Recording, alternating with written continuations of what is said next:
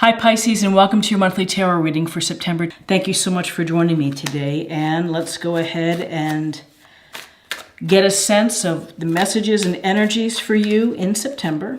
We have some air energy to begin with.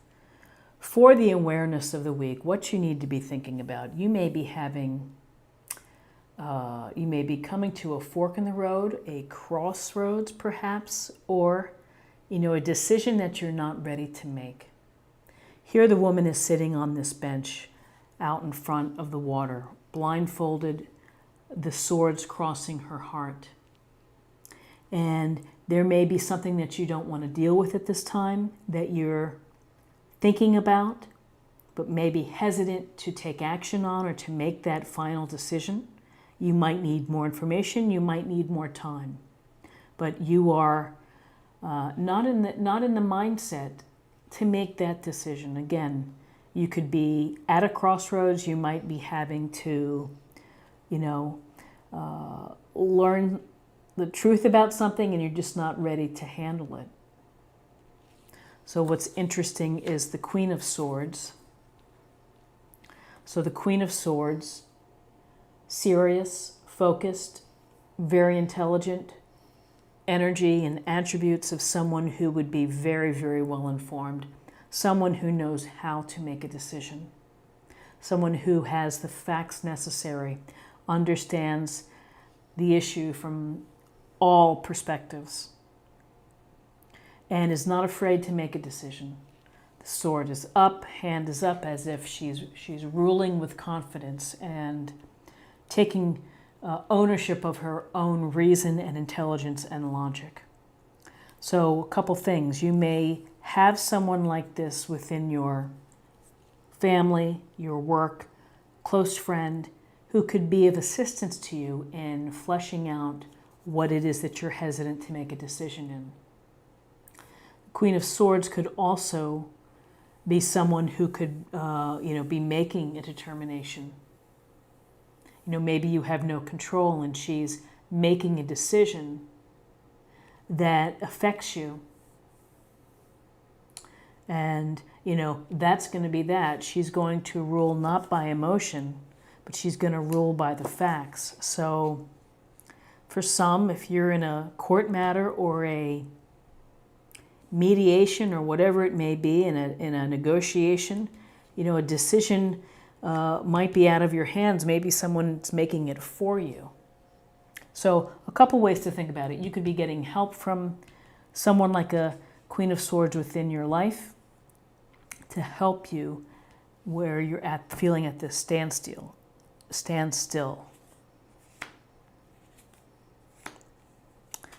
Okay, so we have Major Arcana, the Judgment. So literally we see the angel blowing the horn to the dead people rising out of the coffins. And these folks, the gray folks coming out of the coffins, are saying, I hear the call and I want to know what I can do. How can I bring judgment into my own life? How can I take this chance to be reborn? How can I take this opportunity to clean my slate and to move forward, to find my higher purpose, to find my life purpose? I'm ready now, and I'm opening up to you, the universe, to the angels, to spirit, to guide me, to set me on my journey for the right path. So here's the Judgment card: rebirth, a reawakening, using your own self-knowledge to help move the future. And then we have Death, Major Arcana as well. And with the Death card, things are going to end. Something needs to end in order for you to have this awakening and this second chance and this rebirth. Death happens all around us. There's a finality in life, and we have to learn to live with that. And we have to understand that when things end or relationships die, a great job somehow gets pulled out from under you, and it feels like there's a death. There's a sense of really having to be reborn, of having to revisit your thinking in order to keep living and to keep living the life that's going to make you happy and make you feel fulfilled. So you're going to have to let something go. You're going to have to, you may be sad about it, you may be feeling grief, but you just have to let what's going to happen happen. Could be a relationship. Again, it could be anything. And there's going to be certainly an emotional component of it.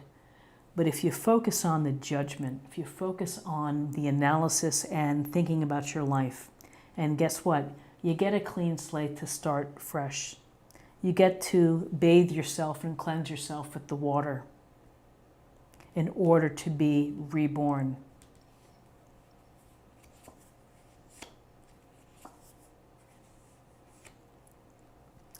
Okay, so we have a sense of, this could be conflict, it could be arguments, it could be disharmony, people not working together. So this is like the daily pettiness of life sometimes with our relationships, where people are, being competitive or territorial, or, they want what you have, and there's no sense of working as a team. So how do we get past this? Well, we just find a way to negotiate. We find a way to compromise. And again, here's the Six of Cups. At the heart of the Six of Cups is really about gentleness and kindness, of being gentle and kind without expectation of something in return. It's coming from a sincere and a good place, the act of kindness. You can see the child is giving the younger child a cup full of flowers. He doesn't have to do that, but he wants to do it. He wants to make her feel good or feel happy. So the kindness needs to transfer over to this conflict situation. I would also say that with the Six of Cups, again, cups, there's a possibility that you are revisiting the past, that you're thinking about what has happened before. Maybe it's a sense that it's hard to let go here,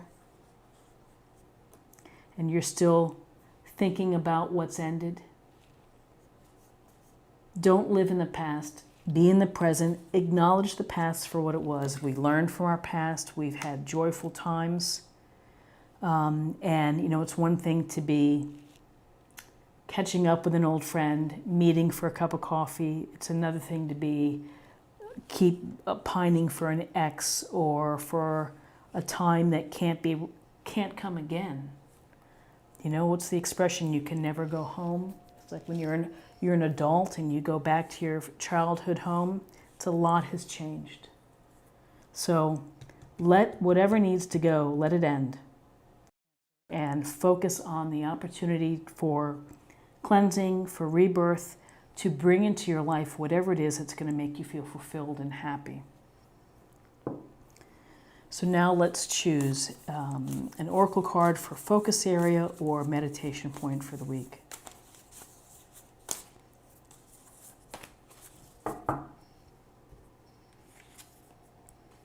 Journey by moonlight. Believe in magic. Journey by moonlight, and maybe this is indicative or predictive of your new journey, of your opportunity to be reborn, for rebirth, to find higher purpose within your life. And maybe through all of these evaluation and letting things end, maybe you're in the position to make the decision if the decision hasn't been made for you. Let's get an idea of your emotional self or spirit.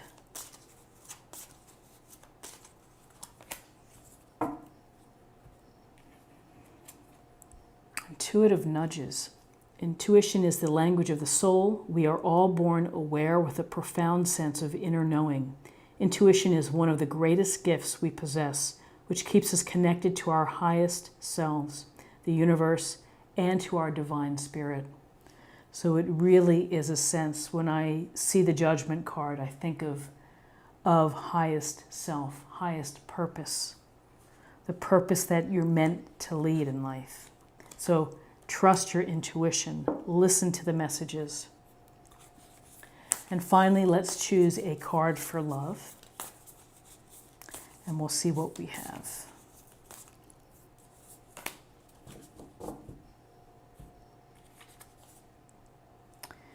Show simple acts of kindness.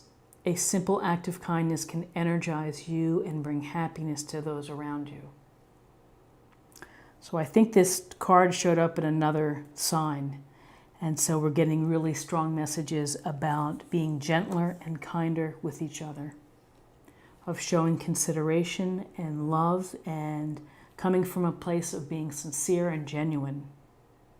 And when you're able to do that, you know, it does energize you. It's very, very rewarding to be kind and just, you know, become such a habit of being gentle and kind. This is what I have for you for the week, and I hope that something here resonated with you.